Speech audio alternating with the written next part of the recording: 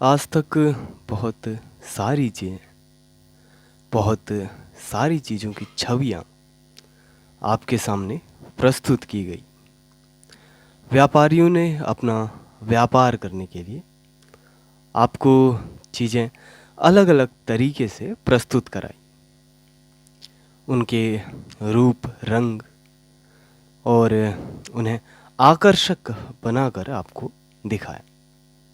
उनका उद्देश्य व्यापार था, आपको चीज़ें बेचना था और आपने भी वस्तुओं को खरीदना और उनका उपयोग करना था।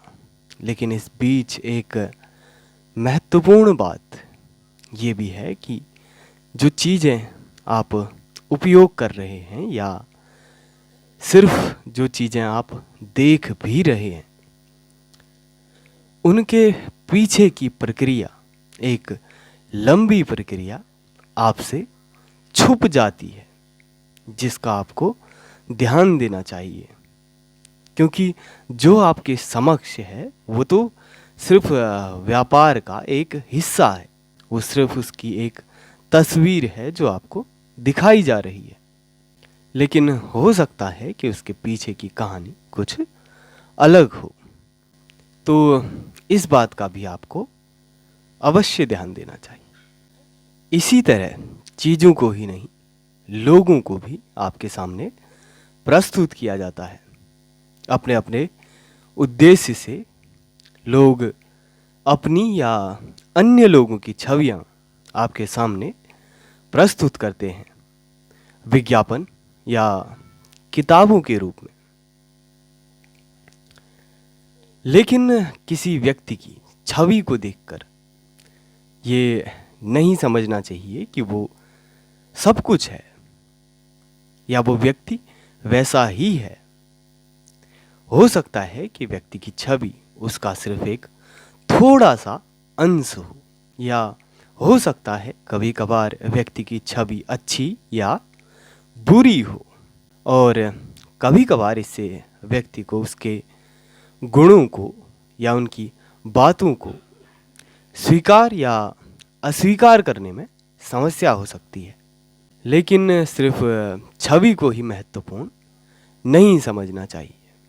और एक रहस्यपूर्ण बात जो इन चीज़ों से जुड़ी है वो ये है कि आप जितना किसी चीज़ को जानते हैं उतना ही उससे अनजान भी होते हैं, या आप किसी चीज़ के एक पहलू को जितना जानते जाएंगे आप उसके दूसरे पहलू से उतने ही अनजान होते जाएंगे।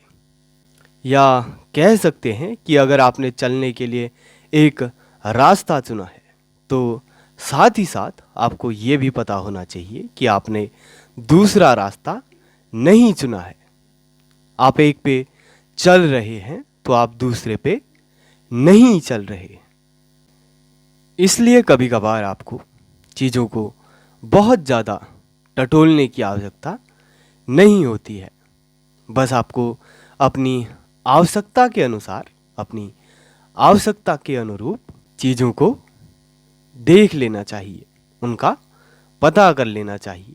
और छवि से ही संबंधित हम कह सकते हैं कि पंचतंत्र की एक कथा है जिसमें चतुर खरगोश शेर की मृत्यु का कारण बन जाता है। उससे ये कह देता है कि कुएं में असली शेर है, और वो अपनी छाया देख के, अपना प्रतिबिंब देख के कुएं में छलांग लगा लेता है। उससे लड़ने की कोशिश करता है और अपनी छवि या अपने प्रतिबिंब के चक्कर में अपना जीवन खो देता है।